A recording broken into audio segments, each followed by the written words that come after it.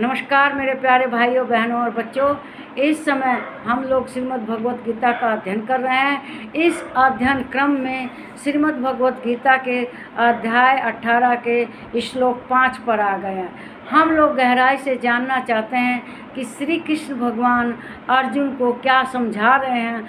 उन्होंने ऐसा क्या समझाया कि श्री कृष्ण भगवान जो कि कुरुक्षेत्र के मैदान में अपने सब हथियार डालकर और युद्ध के पीछे जाकर वो रथ के पीछे जाकर बैठ गए और साफ कह दिया कि मैं युद्ध नहीं करूँगा।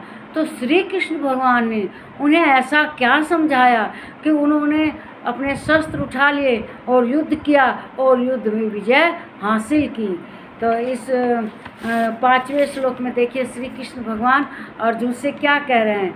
यज्ञदान तपः कर्म न त्याज्यम कार्यमेव तत् यज्ञोदानम तपश्चैव पवनानि मनीषिणाम। कहते हैं यज्ञ दान और तप रूप कर्म त्याग करने योग्य नहीं है, बल्कि यह आवश्यक कर्तव्य है, क्योंकि यज्ञ दान और तप ये तीनों ही कर्म बुद्धिमान मनुष्यों को पवित्र करने वाले हैं। वह मनुष्य बुद्धिमान है जो फल और आसक्ति को त्याग कर अपने भगवत कर्म करता है। जो आध्यात्मिक कर्म हैं उनको मनुष्य हमेशा करता है, अपने आध्यात्मिक कर्मों को नहीं त्यागता। त्याग करता है, किसका करता है? जो पाप के कर्म हैं, कर्म की फल को त्याग कर देता है। कर्म करता है लेकिन उसके फलों की इच्छा नहीं करता।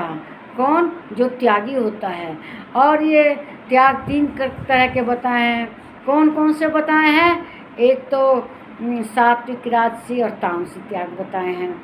तो इसीलिए मनुष्य को अपने जो तप, यज्ञ, दान के कर्म हैं इनको करनी चाहिए, क्योंकि ये आध्यात्मिक कार्य हैं।